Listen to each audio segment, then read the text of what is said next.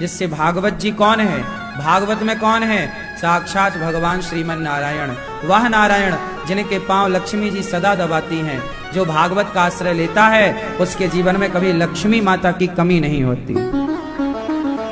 तो ये जो प्रसादी आपको दी जाएगी और आपको सुबह जो प्रसादी मिली वह संभाल के रखिएगा, थोड़ा खाइए, बच्चों को खिलाइए। और वो भागवत जी का प्रसाद धन धान्य में कई गुना वृद्धि करने वाला है। प्रसाद का अर्थ जानते हो क्या होता है? प्रा मतलब प्रभु के, सा मतलब साक्षात, दा मतलब दर्शन, प्रसाद। प्रा मतलब प्रभु के, सा मतलब साक्षात, दा मतलब दर्शन। प्रभु के साक्षात दर्शन को ही प्रसाद कहते हैं। प्रभु ही प्रसाद के रूप में प्राप्त होते हैं। इसलिए हम सनातनियों के यहाँ प्रसाद की महिमा है। जगन्नाथ जी में क्या मिलता है? जगन्नाथ के भात को, वहां क्या मिलता है प्रसाद में? भात। भात समझते हैं ना? जगन्नाथ के भात को जगत पसारे हाथ,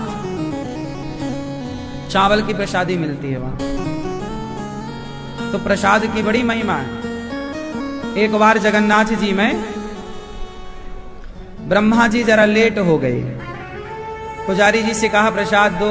पुजारी जी बोले वो तो खत्म हो गया। अच्छा अब क्या करें? बोले भक्तों ने खा करके पत्तल फेंक दी है, तो कोई पत्तल में देख लो, कोई पड़ा हो तो चाट लो।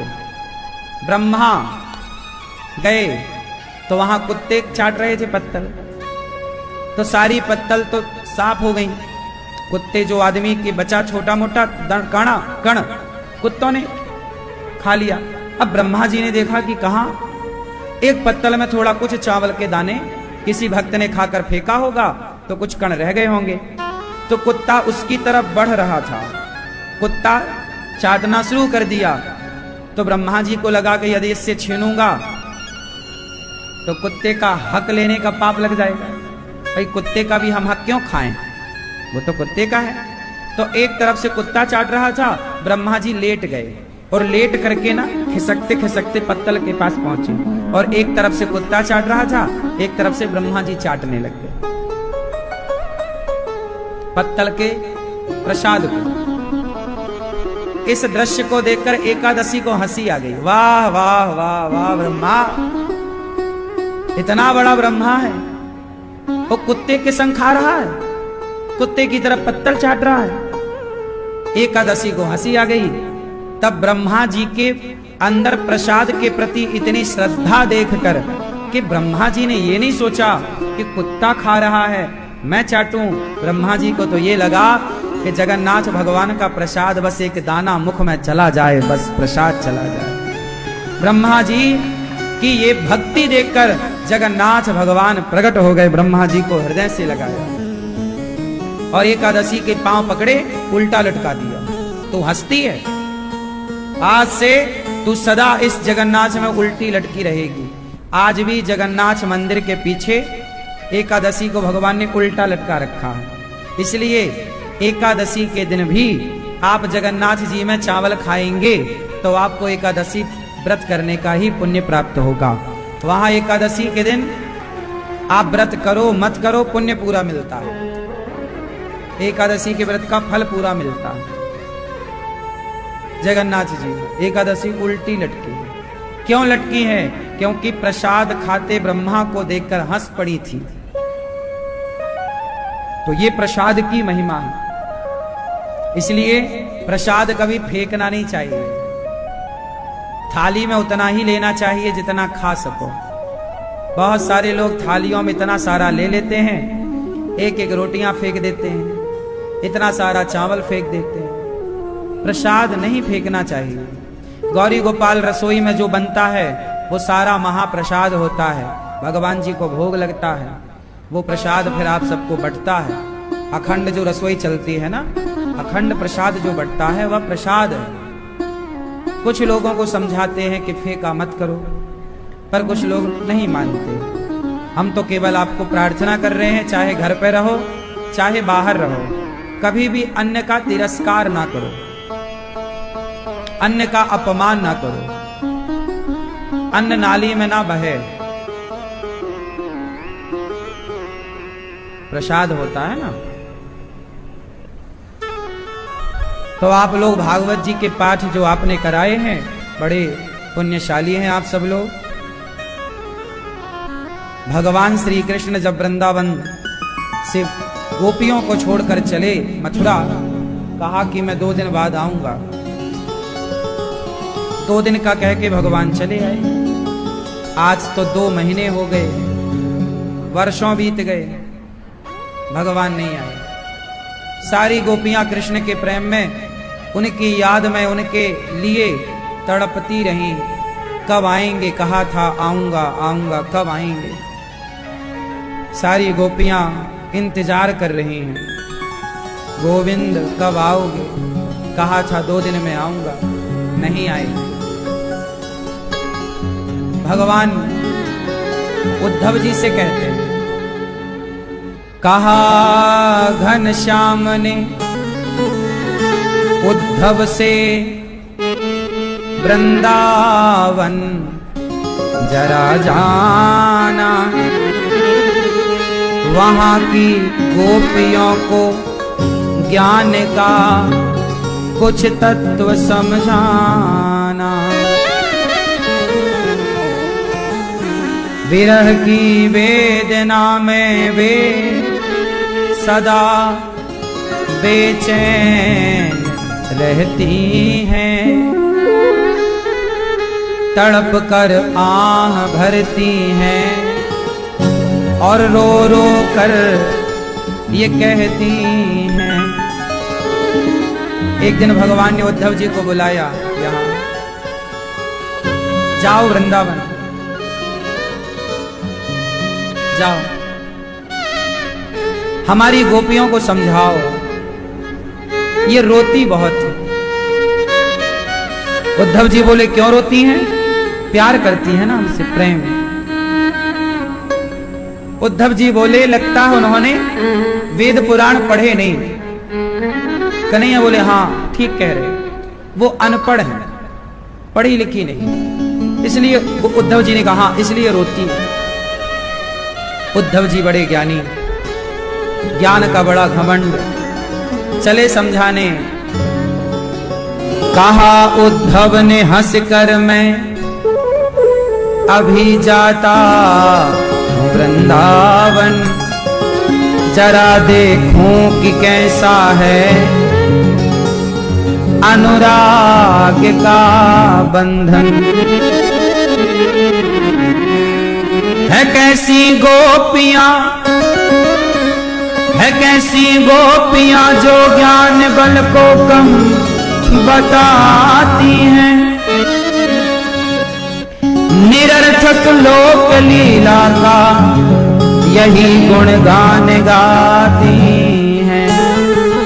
गोपियां बस एक बात कहती हैं, है प्रेम जगत में सार और कुछ सार नहीं।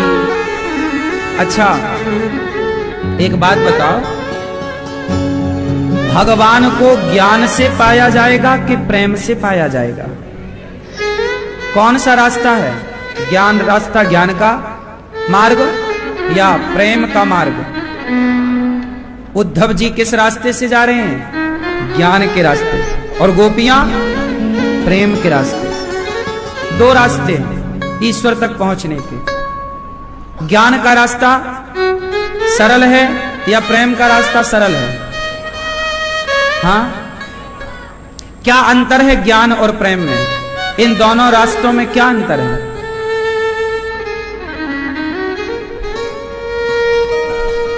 नहीं,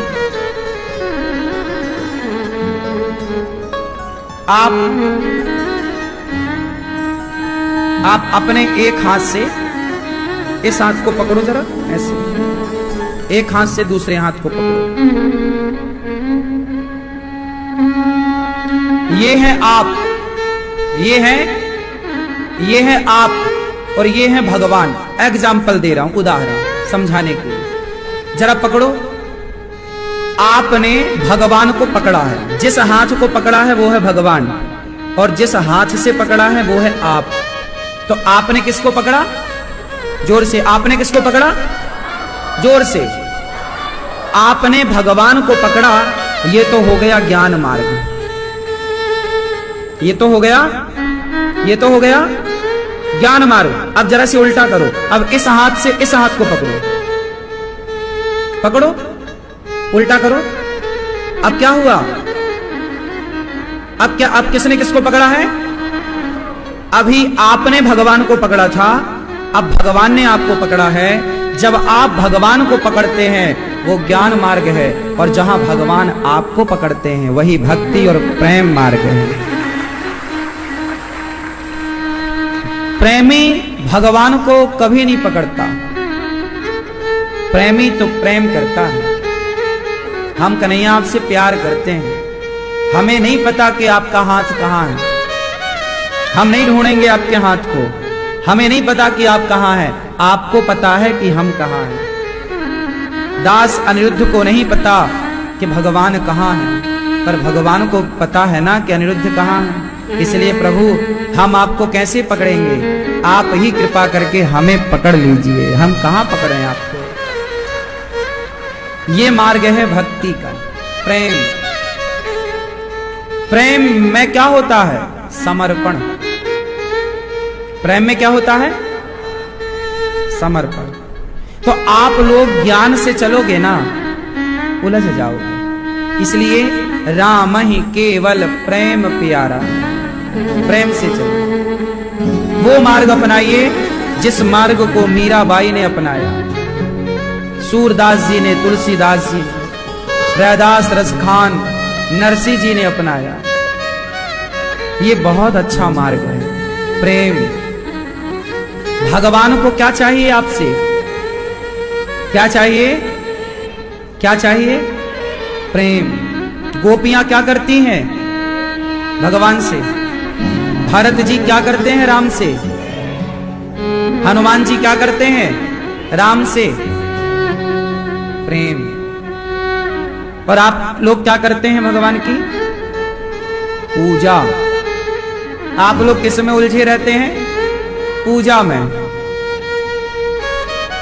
पूजा अलग है, प्रेम अलग है। पूजा औपचारिकता है। जैसे हम आपके घर आए तो आपने हमारे लिए पानी, चाय, कॉफी, बादाम, काजू, पुष्पों की माला, ये सब आप करते ही हैं। कोई भी आपके द्वार पे आए, ये आप औपचारिकताएं कर रहे हैं, फॉर्मेलिटी, जो कि सब करते ही। जो व्यवहार सबके साथ करते हो, वो व्यवहार भला भगवान के साथ क्यों? आपकी औपचारिकताओं से शायद इंसान खुश हो जाए, आपकी औपचारिकताओं से शायद हम खुश हो जाएं, लेकिन आपकी इस औपचारिकता से भगवान खुश नहीं होंगे। भगवान तब खुश होंगे जब औपचारिकता नहीं, रियल में प्रेम होगा। और जहां प्रेम होगा वहां माता शबरी ने जूठे बेर खवा दिए। यदि कोरी औपचारिकता होती तो कोरी औपचारिकता दुर्योधन ने करी। दुर्योधन ने कन्हैया से कहा, सुनो, मेरी माता ने आपके लिए 56 भोग बनाए। ले गया, सोने की चौकी पर बिठाया, सोने की सिंहासन पर। हाँ, भगवान को पुष्प चढ़ाए, माला चढ़ाए, धूप दी, और 56 भोग सोने की थाल में, सोने की कटोरियों में नाना प्रकार के व्यंजन परोसे। उठकर खड़े हो गए भगवान। दुर्योधन, ये पसंद नहीं, हम नहीं खाएंगे। क्यों नहीं खाएंगे? क्यों नहीं खाएंगे? क्योंकि ये केवल औपचारिकता है। तुम केवल दिखावा कर रहे हो कि हम देखो कन्हैया को क्या क्या खिलाते हैं। हमें इसकी जरूरत नहीं। क्या तुम्हारे अंदर हमारे प्रति कोई प्रेम है? क्या दुर्योधन के अंदर कृष्ण के प्रति कोई प्रेम था? बोलो। जहां प्रेम नहीं था, क्या वहां के 56 भोग खाए? और विदुरानी के भीतर प्रेम था तो छिलके खा गए मेरे श्याम सुंदर।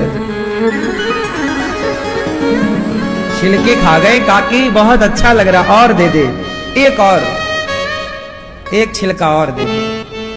भाव का भूखा हूं मैं, भाव ही एक सार है, और भाव से भजले मुझे तो भव से बेड़ा। तुम कहां औपचारिकताओं में उलझे पड़े हो। औपचारिकताओं से भगवान मिलते तो आज तक आपके बाप दादों को भी मिल गए होते। वो तो ये सब कर करके मर गए। औपचारिकताएं नहीं, प्रेम। औपचारिकताओं से अब जरूरत नहीं है। मैं आपके औपचारिकता की भूख नहीं रखता। आप मेरा सम्मान करो, आप मेरे को माला पहनाओ। ना तो मुझे आपके माला की भूख है, ना तो आपके द्वारा बहुत सारे मान सम्मान की जरूरत है। हमें जरूरत है सिर्फ आप प्रेम क्या रखिए हमारे प्रति, हम आपके प्रति, आप हमारे प्रति, हम आपके प्रति, और हम सब भगवान के प्रति शुद्ध प्रेम। उस प्रेम में कोई मिलावट ना हो, पवित्र प्रेम हो। प्रेम ही परमेश्वर है, बस वो पवित्र होना चाहिए। आजकल का प्रेम पवित्र नहीं है, आजकल के प्रेम में मिलावट है। जैसे आजकल स्कूल कॉलेज में आप देखते हैं प्यार करते हैं लड़के लड़कियां, हम तुमसे बहुत प्यार करते हैं। ये जो प्यार है आजकल चल रहा है संसार में, आई लव यू वाला, इस प्रेम में ना शुद्धता नहीं है। स्कूल कॉलेज के जो लड़का लड़की प्यार कर रहे हैं, इस प्रेम में क्या नहीं है? शुद्धता नहीं है। इस प्रेम में मिलावट है। क्या मिलावट है? वासना की, वासना की गंध है। क्या है? ये बात सही है कि गलत है? हाँ या ना? आजकल लड़का लड़की जो प्यार करते हैं, इनके प्रेम में ना वासना होती है। एक लड़का लड़की की तरफ आकर्षित होता है तो यूं ही नहीं होता, वो लड़का उस लड़की के शरीर को देखकर, उसकी सुंदरता को देखकर वो प्रभावित होता है। वो उसे प्यार से मतलब नहीं है, वो प्रेम तो समझता भी नहीं है, केवल वासना है। उस वासना को ही आप लोग कह देते हैं ये प्यार है। वो तो एक शरीर का अटैचमेंट है ना, वो तो वासना है। प्रेम और वासना क्या दोनों एक हैं? आप लोग मुझे समझाओ, क्या प्रेम वासना है? यदि प्रेम वासना है तो फिर तुम्हारी मां भी तो तुमसे प्यार करती है, क्या उसके प्रेम में कोई वासना है? इसका मतलब यह हुआ कि जहां वासना है वहां प्रेम नहीं है, और जहां प्रेम होगा वहां वासना नहीं होगी। जहां प्रकाश होगा वहां अंधकार नहीं हो सकता, और जहां अंधकार है वहां प्रकाश नहीं है। दोनों, अंधकार और प्रकाश, क्या दोनों एक साथ रह सकते हैं? उत्तर दो, बोलो मेरी मां। नहीं। उसी तरह वासना और प्रेम दोनों एक साथ नहीं रह सकते। अब ये डिसाइड कर लो आप कि जिसे आप प्यार कहते हैं वो वासना है या प्रेम है। प्रेम की परिभाषा यदि आप जान गए तब आप समझ पाएंगे कि वासना और प्रेम में अंतर क्या है। मैं आपको अंतर बताता हूं। जहां प्रेम होता है, बताओ प्रेम को जरा परिभाषित कर दो, आप परिभाषा दे दो मुझे प्यार की। किसे कहते हैं प्रेम? हाँ, कैसा होता है प्रेम? परिभाषित करो प्रेम को। क्यों भैया, प्रेम की परिभाषा दो जरा हमें। क्या होता है प्रेम? प्रेम को परिभाषित कीजिए। करो, नहीं? आप बताओ भैया, प्रेम को परिभाषित करो।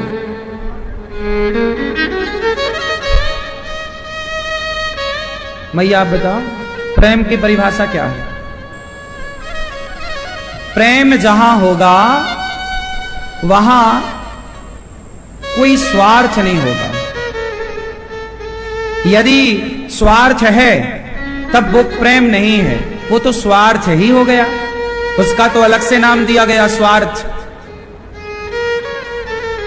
इसलिए प्रेम से भगवान मिलते हैं, पर प्रेम बिल्कुल शुद्ध होना चाहिए। स्वार्थ से संसार चलता है। अच्छा बताओ, पति और पत्नी के प्रेम में भी शुद्धता है या मिलावट है? उत्तर दो।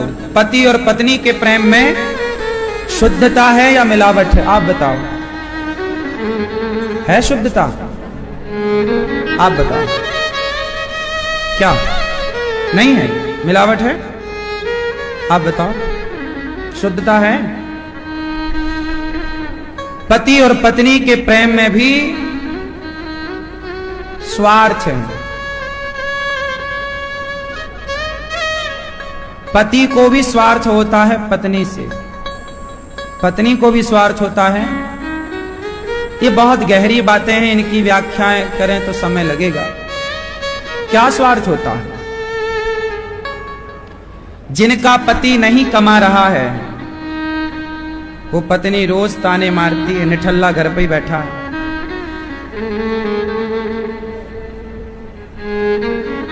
हाँ या ना? पति जरा डांट दे तो छोड़ के मायके भाग जाती है।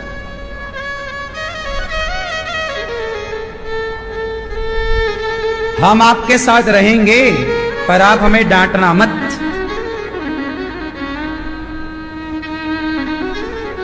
हम आपके साथ रहेंगे पर आप हमें डांटना मत। बर्दाश्त नहीं कर पाएंगे हम डांटोगे तो। आप बस हमें खुश रखो, सब कुछ देते रहो, डांटो मत, बोलो मत, चिल्लाओ मत। ये दोनों के साथ, पत्नी के साथ, पति के साथ तो स्वार्थ दिखता है बहुत गहराई से देखने पर। जैसे माइक्रोस्कोप से देखने से ना बैक्टीरिया दिखते हैं, ऐसे सूक्ष्म दृष्टि से जब रिश्तों को देखो तब रिश्तों के स्वार्थ दिखने लग जाते हैं। उसके लिए सूक्ष्म दृष्टि चाहिए, जो कि सबके पास नहीं होती। जिसके पास वो सूक्ष्म दृष्टि नहीं है, वो तो यही कहेगा कि ये प्यार है और ठीक भी है, आपके रिश्ते बने रहे सब। ये तो गहरी बातें हैं। लेकिन तुलसीदास जी तो कह रहे हैं ना कि स्वार्थ लाग करें सब प्रीति, सुर नर मुनि जन की यह रीति। इस संसार में एक भी ऐसा नहीं है जो बिना स्वार्थ के आपसे प्रेम रखता हो। उसके प्रेम के पीछे स्वार्थ होगा ही होगा। ये हम नहीं कह रहे हैं, तुलसीदास जी कह रहे हैं।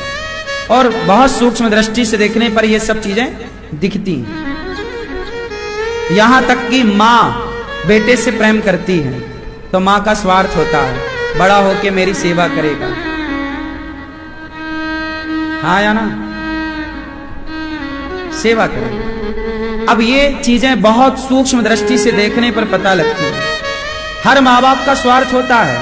मैं भी यदि पिता हूं तो मेरा भी स्वार्थ है कि भाई मेरा बेटा आज्ञाकारी बने, मेरी बात माने, सही राह पर चले, मेरी बात ना काटे। ये स्वार्थ है मेरा। क्यों? तो स्वार्थ तो सब जगह है, बिना स्वार्थ का कोई नहीं है। यहां तक कि लोग मंदिर जा रहे हैं ना, तो मंदिर में भी भगवान से मिलने स्वार्थ के कारण जा रहे हैं। भगवान, हमने सुना है कि तुम सबकी मनोकामनाएं पूरी करते हो, हमारी भी करो। हे भगवान, ये दे दो, वो दे दो। तो आजकल तो मंदिरों में भी लोग स्वार्थ, आजकल उस मंदिर में ज्यादा भीड़ है जिस मंदिर से स्वार्थ ज्यादा पूरा होता है। जिस मंदिर में स्वार्थ पूरा नहीं होता वहां कोई झांकने नहीं जा रहा है। मतलब भगवान भी आजकल लोग ऐसे चाहते हैं जो बस हमारी आज कहें तुम कल सुन लो तो तुम अच्छे भगवान हो, और नहीं सुना अरे भगवान थोड़ी होते हैं, भगवान सुनते थोड़ी हैं। कलयुग है साहब, यहां तो बिना स्वार्थ के कोई राम राम तक नहीं करता है ना। इसलिए इस भरी दुनिया में केवल स्वार्थ का दलदल है। एक रिश्ता, एक व्यक्ति, कोई करोड़ों में एक आध होगा। आप जा रहे हैं रास्ते से, कोई बच्चा सड़क पर है, बड़ी गाड़ी आ रही है, आपने देखा कि बच्चा है, तुरंत आपने अपनी जान जोखिम में डाली और बच्चे की जान बचाई। वो निस्वार्थ था, वो आपकी इंसानियत का परिचय था। कोई बच्चा पानी में डूब रहा था, आपने अपनी जान जोखिम में डाली और पानी में कूद गए और आपने उसकी रक्षा की, प्राणों की। कोई नहीं था वहां पर, लेकिन आपने उसकी जान बचाई। वहां तो आपका कोई स्वार्थ नहीं था ना, आप मर भी सकते थे ना, लेकिन आपने अपनी जान की बाजी लगाई और कूद गए। वो क्या था? वो आपका निस्वार्थ भाव था। वो था आपका निस्वार्थ भाव। वो है निस्वार्थ भाव, वो है सेवा, जहां केवल आपने उसका हित चाहा, बदले में कुछ नहीं मांगा। वो इंसानियत की सेवा है, वो है निस्वार्थ। कोई स्वार्थ नहीं था ना। कई केस ऐसे देखने में आते, आप बेवजह बिना स्वार्थ के आप किसी की कई बार मदद कर देते हैं, कोई वजह नहीं थी, लेकिन आपने किसी के प्राण बचा दिए, किसी की भूख मिटा दी बेवजह। वो प्रेम है, वो निस्वार्थ, उसका फल आपको मिलेगा। बाकी सब स्वार्थ है संसार में, लेकिन इस स्वार्थ के बीच में एक प्रेम शब्द छिपा हुआ है। वो प्रेम क्या है? वो प्रेम है, प्रेम ही परमात्मा है। जहां प्रेम शुद्ध होता है, जहां प्रेम में शुद्धता होती है, उस प्रेम में ही परमेश्वर प्रकट हो जाते हैं। वही प्रेम है, उस प्रेम में परमात्मा होता है। भगवान मंदिर में, मस्जिद में, गुरुद्वारे में, सब जगह ढूंढ लो, लेकिन अंत में यही है, जहां प्रेम है वही प्रभु है। अब प्रेम कहां है? अब वो आप देख लो। प्रेम कोई कामना नहीं होनी चाहिए। मैं बिहारी जी जाता हूं, मैं कभी कोई कामना लेकर नहीं जाता। जो मेरे भाग्य का होगा, सुख दुख वो मिलेगा। मैं भगवान को क्यों परेशान करूं? यदि मैं इतने दूर से मंदिर गया और स्वार्थ लेकर गया तो जाने का कोई मतलब नहीं है। भगवान के द्वार पर भी स्वार्थ लेकर जाऊं?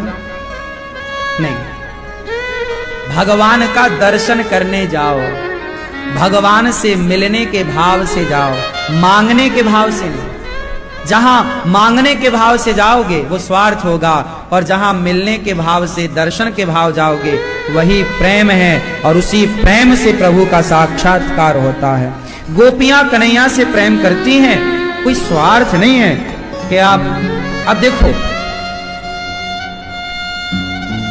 गोपियां वृंदावन में हैं और कन्हैया मथुरा में है। 10 किलोमीटर की दूरी है।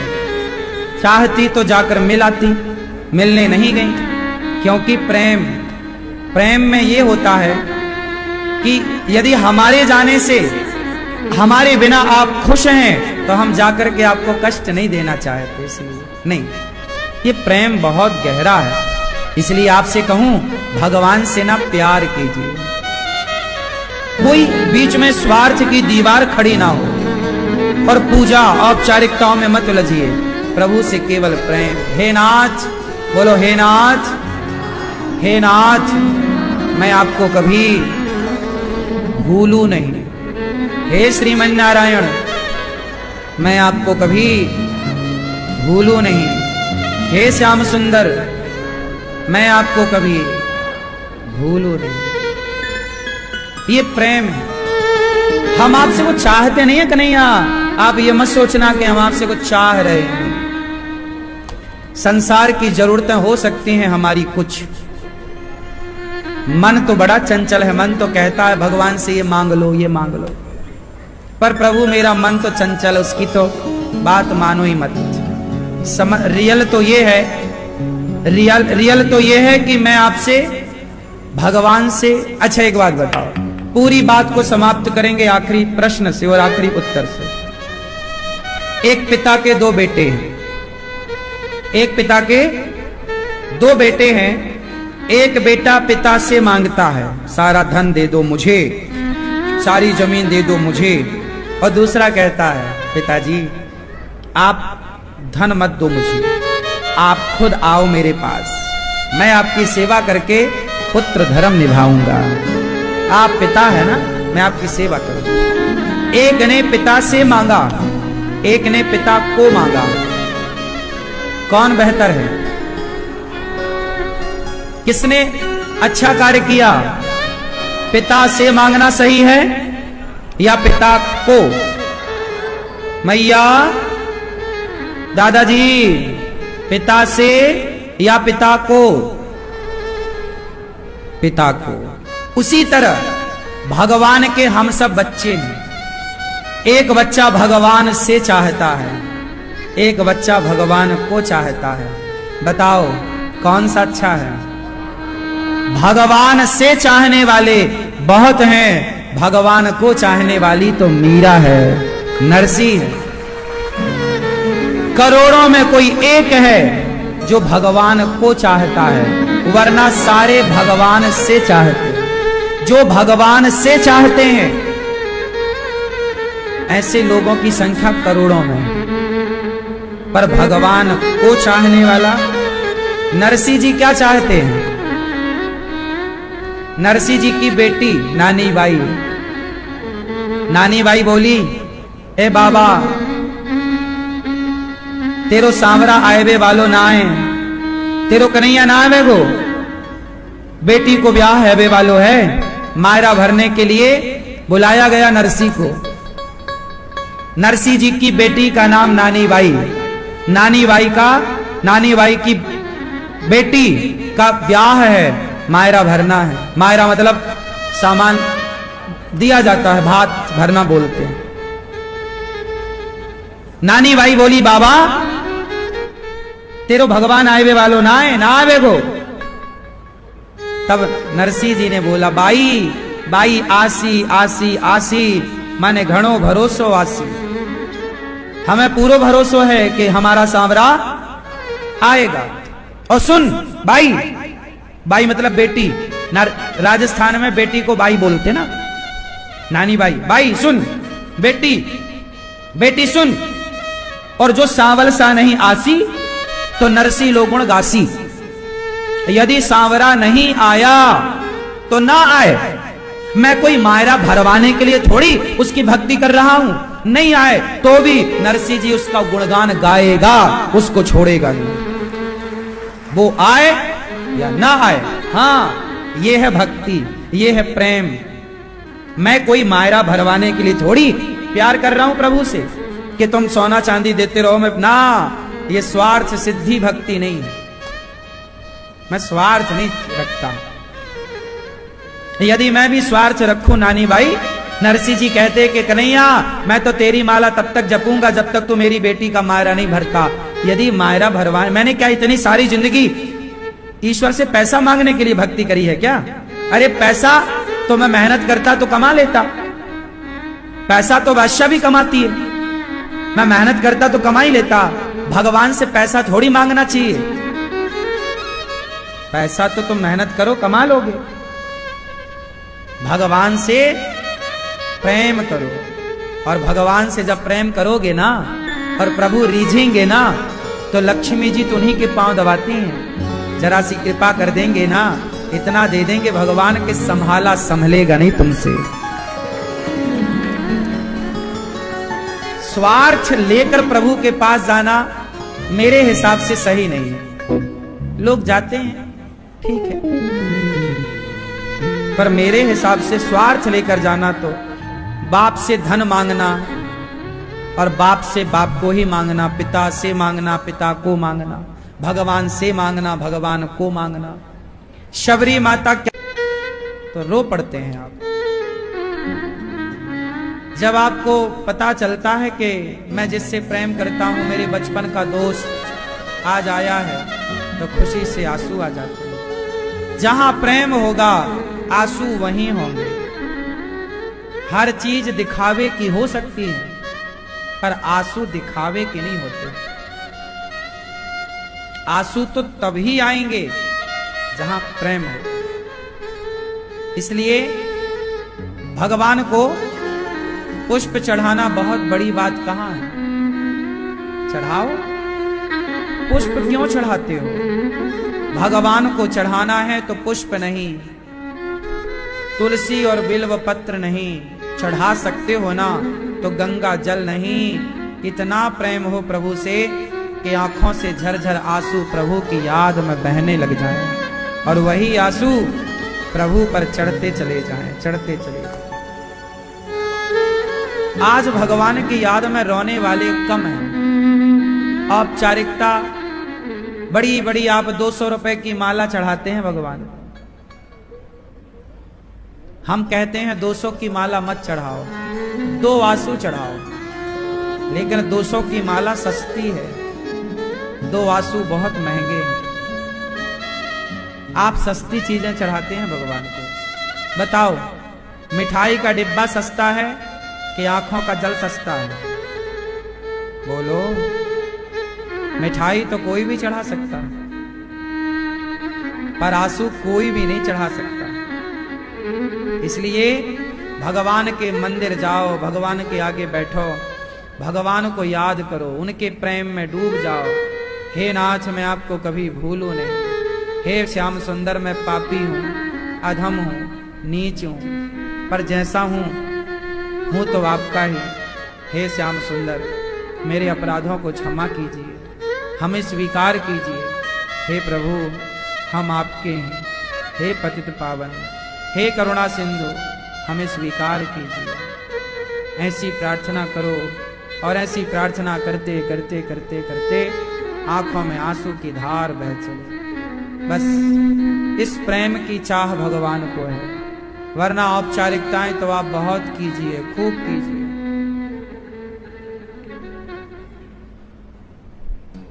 विदुरानी तो जमीन पर बिठाती है, टूटी सी चौकी पर छिलका देती है, खाते हैं। वाह! भगवान ने कब कहा कि हमें पुष्प चाहिए, हार चाहिए, मिठाई चाहिए? कब कहा भगवान ने कि सोना चाहिए, हीरा चाहिए? जिनके पांव लक्ष्मी जी दबा रही हैं, उन्हें भला तुम कितनी लक्ष्मी दे सकते हो? कितना सोना और कितनी चांदी दे सकते हो? जो दे सकते हो वो तो आप देते नहीं हो। प्रेम से आंसू पुकारो। मीराबाई भगवान की याद में रोती हैं, रात रात रोती हैं भगवान की याद में। आप भी काम करो, मेहनत करो, पैसे कमाओ, पर प्रभु से इतना प्रेम हो कि कम से कम दिन में 2 आंसू तो बहें। आंसू तो सालों साल आप, अच्छा ऐसा नहीं है कि आप रोते नहीं, आप रोते बहुत। एक मैया तो बाहर खड़ी रो रही थी, हमें लगा कथा सुन के प्रभु के लिए रो रही होगी। हमने कहा माता क्यों रो रही हो? महाराज हमारी चप्पल ले गया कोई। तो ऐसा नहीं है कि लोग रोते नहीं, पर सांसारिक लोग किसके लिए रोते हैं? चप्पल के लिए, वस्तु के लिए। बेटा ना हो किसी को, वो महिला रो, हे गुरु जी हमारे बेटा हो जाए, हे महाराज, हे भगवान बेटा हो जाए। जहां जाएगी रोएगी, जहां जाएगी रोएगी। जितना आंसू उसने बेटे के लिए बहाए हैं पागल औरत, इतने आंसू भगवान के लिए बहाते तो कन्हैया तेरे आगे पीछे डोलता। क्या करें हे विधाता, आपकी माया बड़ी प्रबल है। संसार सारा माया में उलझा हुआ है। सबको वस्तुएं चाहिए, सब रो रहे हैं वस्तुओं के लिए, कोई पद के लिए, कोई प्रतिष्ठा के लिए। आप बहुत घाटे में चल रहे हैं भैया, बहुत नुकसान है। जोड़ लो संपदा, भगवान करे आपको खूब संपत्ति मिले, पर ये संपत्ति, ये कागज के टुकड़े समेट के क्या पाओगे? भारत जी से पूछा गया क्या चाहते हो? अर्थ ना अर्थ, अर्थ ना धर्म ना काम रुचि, गति ना चाहो निर्वाण, जन्म जन्म रति राम पद, यह वरदान नान। भरत जी से पूछा प्रयागराज जी ने क्या चाहते हो? मांग लो। भरत जी प्रयागराज जी से कहते हैं हे प्रभु, अर्थ ना, पैसा नहीं चाहिए, क्योंकि आज मेरे राम वनवास गए ना तो पैसे के कारण ही तो गए।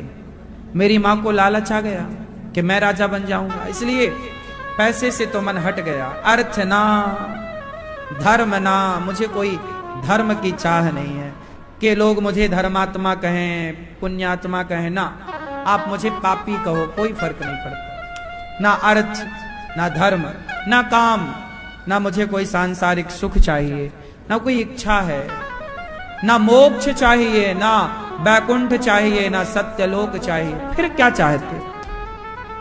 जन्म जन्म रति, रति मतलब प्रेम होता है, जन्म जन्म रति।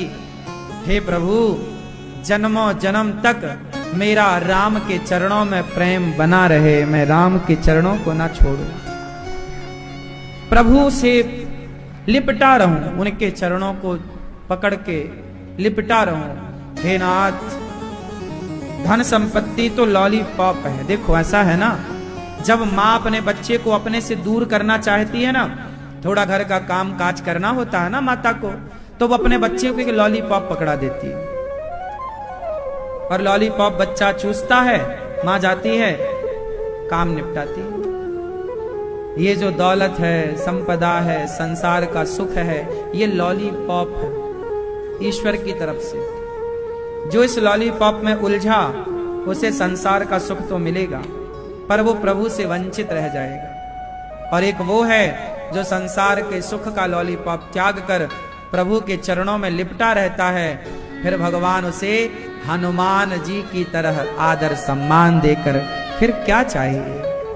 हनुमान जी कोई लॉलीपॉप को तो लिए नहीं, चरण। भरत जी भी कहते हमें चरण चाहिए। जो सच्चा भक्त होता ना, वो प्रभु की याद, केवल स्मरण, भगवान के प्रेम में ही डूबा है, और कुछ नहीं चाहिए।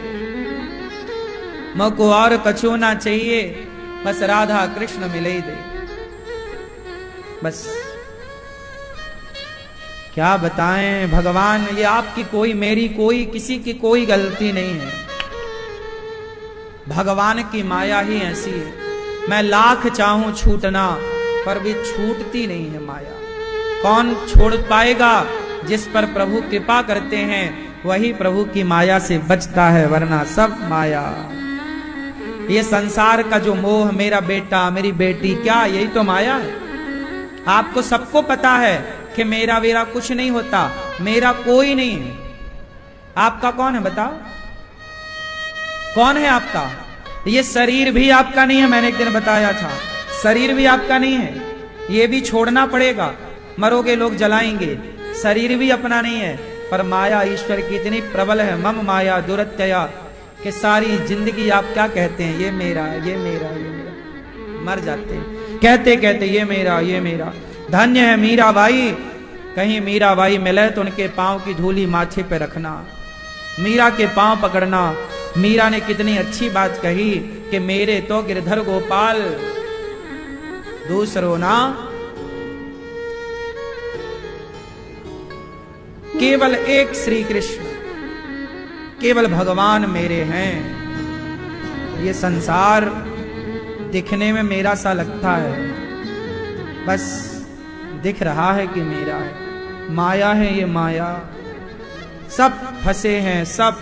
कबीरदास जी रो रहे हैं, चलती चक्की देख कर दिया कबीरा रोए, दो पाटन के बीच में साबुत बचा न कोई। सब पिस रहे हैं, जन्म मृत्यु जन्म मृत्यु। जो अपना है उसे तो हम अपना कह नहीं रहे हैं। भगवान अपने हैं उन्हें हम अपना कहते नहीं है, संसार अपना नहीं है, उसे सारी जिंदगी दावे से कहते हैं मेरा मेरा मेरा। वाह, किसी की कोई गलती नहीं। बड़े बड़े यत्सूरी मुह्यंत यत्सूरया, बड़े बड़े ज्ञानी मोहित हो गए, तो हम किस खेत की मूली है, बड़ी प्रबल है माया।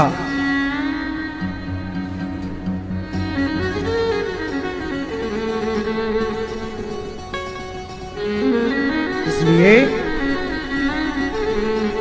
बारिश जब होती है ना, तो हम बारिश को नहीं रोक सकते, पर छाता लगा के अपना बचाव कर सकते हैं। उसी तरह भगवान की इस माया को हम रोक थोड़ी सकते हैं, पर भगवान की कृपा की छतरी के नीचे, भक्ति की छतरी के नीचे आकर हम अपना बचाव कर सकते हैं। आप लोग अपना बचाव करना चाहें, कल्याण चाहें, तो भगवान से प्रेम करना शुरू कीजिए, वरना माया तो घुमा ही रही है। हनुमान जी कहीं उलझे नहीं, भरत जी को लालच दिया माता ने, राजा बन जा, अयोध्या का राजगद्दी छोड़कर राम से मिलने चले। वाह, हम लोगों को जरा संपत्ति मिलती है तो हम उलझ जाते हैं, उस संपत्ति के पीछे पागल हो जाते हैं, घमंड में डूब जाते हैं। भरत जी को अयोध्या का सिंहासन मिला, एक बार भरत जी ने पलटकर देखा नहीं सिंहासन की तरफ। एक चीज मिलेगी आपको, या भगवान या संसार का सुख। इसका मतलब ये नहीं है कि आपको संसार का सुख नहीं मिलेगा, मिलता है। आपको संसार के सुख में डूबना नहीं, ये याद रखना है कि सुख से बड़ा एक सुख और है।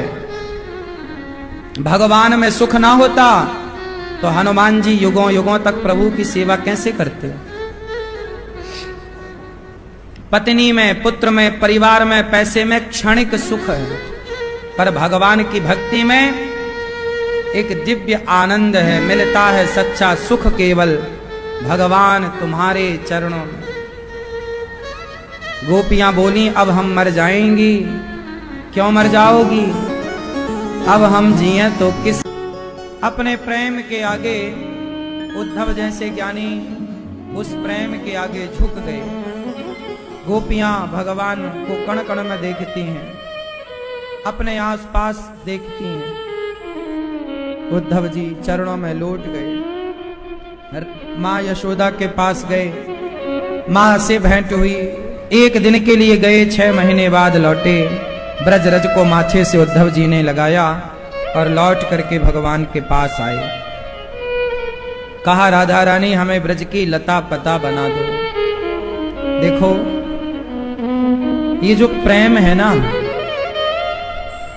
कृष्ण जो है, राधा जो है, प्रेम तत्व जो है, इसे समझने वाले लोग कम हैं। खग जाने खग ही की भाषा। इसलिए लोग ना समझें पर आप जरूर समझिएगा। भगवान का विवाह माता रुक्मणी जी से हुआ। उद्धव जी के ज्ञान का अभिमान मिटाने के लिए उन्हें वृंदावन भेजा था। वापस उद्धव जी आए, भगवान ने विवाह रुक्मणी जी से किया। प्रद्युम्न पुत्र हुए, सम्रासुर कुमार के रति से विवाह किया। भगवान का दूसरा विवाह जामवंत की बेटी जाम्बवती से हुआ। तीसरा विवाह भगवान का सत्यभामा से। चौथा विवाह भगवान का कालिंदी यमुना जी से। पांचवा विवाह भगवान का मित्रविंदा से। छठवा सत्या से। सातवां भद्रा से और आठवां लक्ष्मणा से। भामासुर नाम का एक दैत्य था। 16,100 कन्याओं को उसने बंदी बनाया था। कन्याओं ने भगवान को पत्र लिखा कि प्रभु हमारी इस दुष्ट से रक्षा कीजिए। तब भगवान ने कन्याओं को बचाने उस भामासुर को युद्ध में पराजित किया और उन कन्याओं को जेल से मुक्त करके कहा अपने अपने घर जाओ। उन कन्याओं ने कहा कि अब हम कहां जाएं, हमें कौन स्वीकार करेगा। तब भगवान ने कहा कि तुम ही बताओ क्या करें। कहा कि विवाह कर लो हमसे। अब उन कन्याओं का आग्रह था, क्या करते भगवान। कन्याओं ने कहा कि अब समाज हमें स्वीकार थोड़ी करेगा। वो कन्याएं किस राजा के चंगुल में फंसी थी, चश्मा वाली भैया बताएंगे। श्री कृष्ण के। आप बताओ, पीछे वाले नहीं। जब हम बता रहे थे तब तुम सुन ही नहीं रहे थे। बेटा सुनना सीख लो, काम आएगा। ये आज के बच्चे बड़ों की बातें नहीं सुनते। इनको लगता है हम तो खुद होशियार हैं, क्या जरूरत है। आए हो तो सुन लो, समय तो लगा, बैठे भी हो सामने, प्रपंच तो बाद में कर ही लेना। आप लोग अच्छे श्रोता बनो। अच्छा श्रोता कौन? कम से कम ना सुनो तो चुपचाप बैठो, आए हो तो फिर लाभ लो, है ना। बार बार का उठना, बार बार बैठना, आपको क्या लगता है आप बहुत अच्छा कार्य करते हैं, बार बार उठते हैं बैठते हैं, समझते हैं कथा को। आप लोग कथा को नहीं समझते। आप लोग केवल औपचारिकता करने बैठे हैं कि हमारी मौसी करा रही है, चलो मुंह दिखा। में नहीं कहेगी मौसी कि तुम तो आए नहीं। कि तुम्हारी जो हरकतें हैं ना केवल मुंह दिखाई वाली हैं, कथा सुनने वाली नहीं। औपचारिकताएं पूरी करने आते हैं कि भाई रिश्तेदार हैं, नहीं जाएंगे तो क्या कहेंगे, आए नहीं। इस भाव से मत सुनो। आए हो ना तो लाभ लो। सीखना आखिरी सांस तक बंद मत करना। जहां से जो ज्ञान मिल जाए, फ्री में मिल रहा है, कौन सा खर्चा लग रहा है, फ्री का ज्ञान है, ले लो। इसलिए कथा, इसलिए महात्मा में पहले दिन ही बता दिया गया भागवत जी में, कथा सुनने के अधिकारी सब नहीं होते। पता है आपको कथा सुनने का अधिकारी कौन? जिसे प्रभु से प्रेम है। जिसे प्रेम है ही नहीं, वो कैसे सुनेगा और क्यों सुनेगा? भाई गंजेड़ियों के पास तो वही बैठेगा जिसे गांजा अच्छा लगता है, शराबियों के पास वही बैठेगा जिसे शराब अच्छी लगती है, सत्संग में वही बैठेगा जिसे भगवान अच्छे लगते हैं। वरना अब तो आ गए हैं तो प्रेम तो है नहीं, पर बैठे हैं तो हर थोड़ी देर में यूं। क्यों? क्योंकि हम लोग औपचारिकता मान लेते हैं। अरे भागवत सुन रहे हैं, वो सुना रहे हैं, हम बैठे हैं। भागवत सामान्य नहीं है। वैसे मैं ये आपको समझा रहा हूं पर आपकी समझ के परे। भागवत ज्ञानियों की, ऋषियों की भाषा है, ठीक है। भगवान श्री कृष्ण ने भौमासुर को मारा। किसको मारा? 16,100 कन्याएं उसके बंधन में थी, मुक्त किया। जाओ। कन्याओं ने कहा आपको छोड़कर कहां जाएं? तो क्या चाहती हो? विवाह कर लो। जिनसे कोई विवाह करने को तैयार नहीं था, जिन्हें कोई स्वीकार करने को तैयार नहीं था, जिन्हें समाज अपमान की दृष्टि से देखती कि तुम पराई मर्द के पास रह के आई हो, भाई 16,100 कन्याओं को जब बंदी बनाया भौमासुर ने, तो लोग क्या कहते हैं कि तुम तो पराये मर्द के पास रहकर आई हो, समाज में कौन स्वीकार करता। जिन नारियों को समाज स्वीकार नहीं कर रहा था, उन नारियों को भगवान ने पत्नी बनाकर समाज में सम्मान के साथ जीने का अधिकार दिया है। इसलिए भगवान ने इतने विवाह किए। कितने विवाह किए? 16,108। 16,108 इतने सारे विवाह किए, और प्रत्येक रानी से 10 बेटा और 1 बेटी हुई। अब कुछ लोग कहते हैं कि ये भगवान ने इतने सारे विवाह काहे कर लिया? भगवान इतने विवाह, क्या भगवान भोगी विलासी हैं? तो फिर भगवान ने इतने विवाह क्यों किए? आप बताओ, भगवान क्या भोगी विलासी हैं? तो काहे इतने विवाह किए?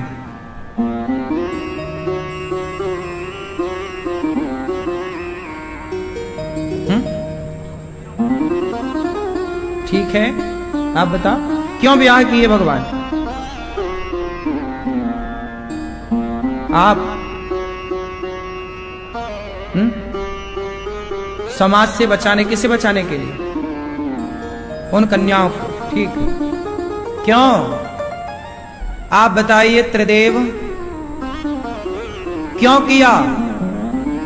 भगवान ने इतने सारे विवाह क्यों किए? क्या भगवान भोगी विलासी हैं? आप बताइए, ब्रह्मा विष्णु महेश क्यों किए? दादाजी बताओ सरकार। नहीं बताएंगे? कट्टी हैं क्या हमसे? दादाजी बताओ प्रभु। नहीं बताओगे? ये तो कुछ है, सिर भी नहीं हिला रहे हैं। फर्क ही नहीं पड़ रहा है। नहीं, ऐसा लग नहीं ना कि हम पूछ रहे हैं इनसे। दादा टाइप के हैं ना।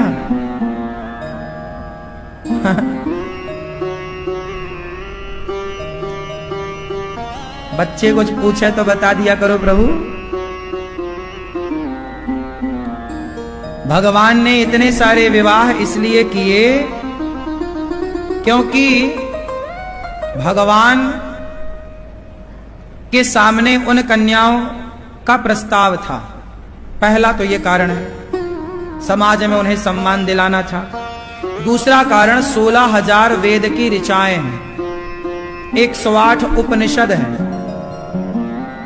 उपनिषद कितने हमारे सनातन में? 108 उपनिषद और 16,000 वेद की ऋचाएं, मतलब मंत्र। तो 16,000 वेद के मंत्र और 108 उपनिषद, ये सभी ईश्वर तक पहुंचाने का रास्ता बताते हैं। तो 16,108 पत्नी का मतलब है ईश्वर तक पहुंचने के 16,108 मार्ग हैं।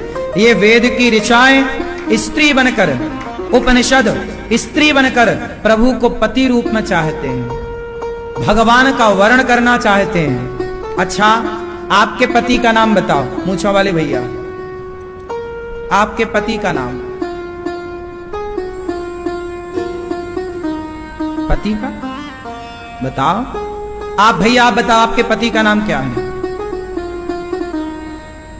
प्रश्न थोड़ा अटपटा है पर अभी समझ में नहीं, अभी हम बताएंगे, समझ में आएगा। बस तुम बताओ, तुम्हारे पति का नाम बताओ। तुम्हारा कोई पति नहीं है तो बिना पति की हो। तुम्हारे पति का नाम बेटा बताओ।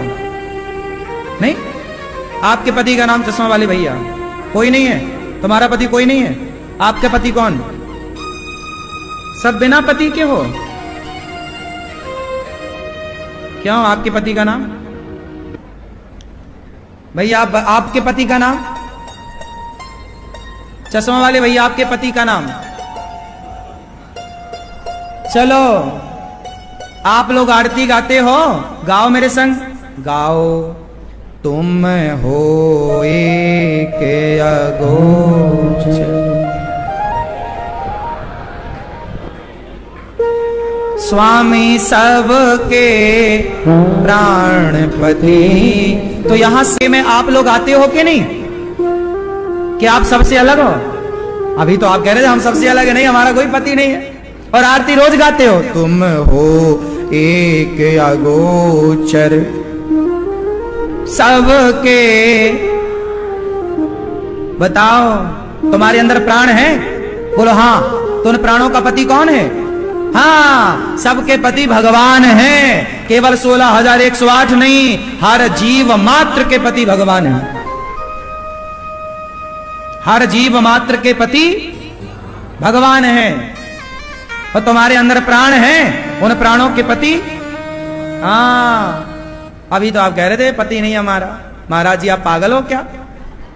पुरुषों का भी पति होता? हाँ, भगवान सबके पति होते हैं।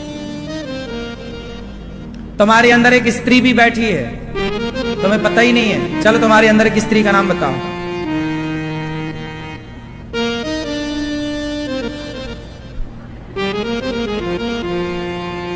क्या दादाजी बताओ, आपके अंदर कोई स्त्री है? नहीं? लो, बाल पक गए पर अभी यही नहीं पता लगा कि स्त्री भी अंदर बैठी है। पता लगना चाहिए।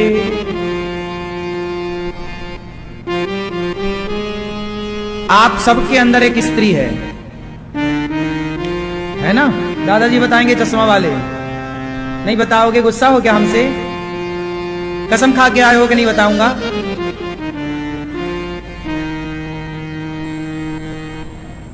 हम सबके अंदर एक स्त्री है, और उस स्त्री का नाम है बुद्धि। आपके अंदर बुद्धि है? क्यों? आपके अंदर बुद्धि है? बोलो हाँ। तो बताओ बुद्धि स्त्रीलिंग है या पुल्लिंग है? बुद्धि क्या है? और स्त्रियों के अंदर बुद्धि है? बोलो हाँ। तो बुद्धि स्त्री है। तुम्हारे भीतर एक एक स्त्री और बैठी है, और उस स्त्री के लिए आपने कोई लड़का वड़का ढूंढा? क्यों? तुम्हारी बुद्धि है। किससे ब्याह करोगे बुद्धि का? कोई लड़का देखा है? लड़की है तो लड़का तो चाहिए। बोलो। ज्ञान तुम्हारे बगल में रहता है क्या? ज्ञान। अरे हमारी बुद्धि जो है वह स्त्री है, और हम अपनी बुद्धि का ब्याह भगवान से करें। हे श्री कृष्ण, हमारी बुद्धि से आप विवाह कर लो, मेरी बुद्धि के आप पति बन जाओ, ताकि मेरी बुद्धि सदा श्री कृष्ण के चरणों में लगी रहे। मेरी बुद्धि सदा श्री कृष्ण के चरणों में। तो आप सबके अंदर बुद्धि है, और वह स्त्री है, तो अपनी बुद्धि भगवान में लगाओ, है ना? तो हम सबके पति कौन? मैया, आपके पति कौन? कौन? डॉन? आपके पति कौन? कौन? आपके मैया। ये आगे में भैया आपके पति कौन है? कंफर्म नहीं कर पा रही हो? हम सबके पति भगवान ही हैं। ये जो पति है आपका भौंदूलाल, ये टेम्परेरी है।